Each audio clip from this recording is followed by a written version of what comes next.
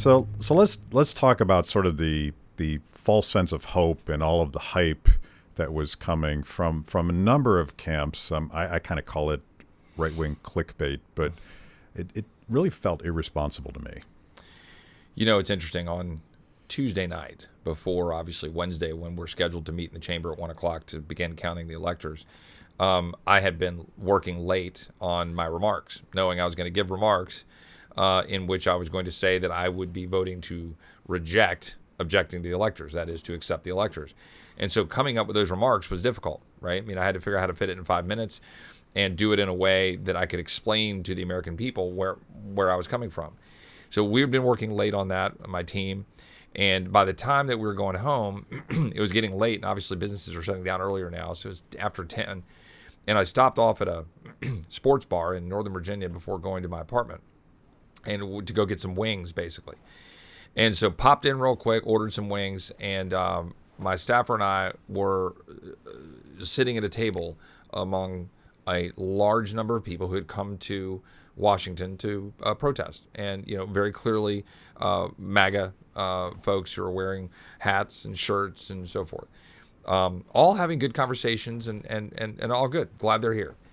The conversations, though, that worried me were the conversations of the several tables around me in which I'd hear somebody say something to the effect of, there's going to be liberal tears tomorrow when the president is confirmed can stay in office and be president. You know, they're going to have a rude awakening when they see that the vice president is going to stop this. And I heard these conversations repeatedly on Tuesday night. And that was the moment when I was telling my team, guys, tomorrow is going to be intense.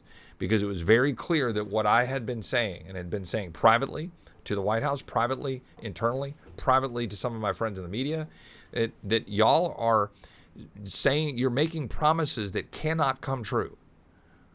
That was what was happening. There were promises being made that could not, under the Constitution of the United States, come true.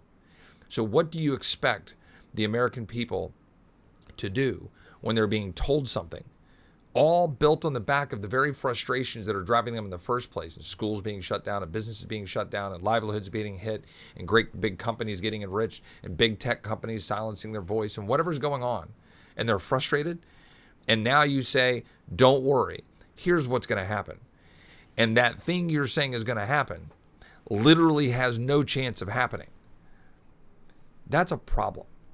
And that was what drove Congressman Massey, myself, Congressman Buck, my friend Senator Mike Lee, Rand Paul, credit to Senator Cotton. I mean, go down the list of those that we led into this because we believed that the Constitution is clear and that we have an obligation under the Constitution to defend it and uphold our oath to make sure the American people know this.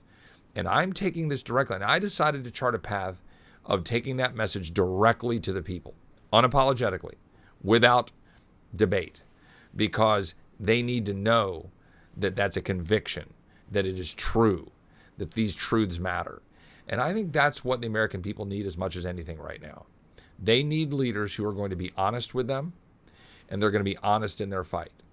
I have never backed down from fighting for the people and against a large government that's impeding on their freedoms, and I will never back down from that. But I will also, while I've got to uphold my oath to the Constitution, as a member of the United States Congress, I need to uphold that and be honest with the people in doing so.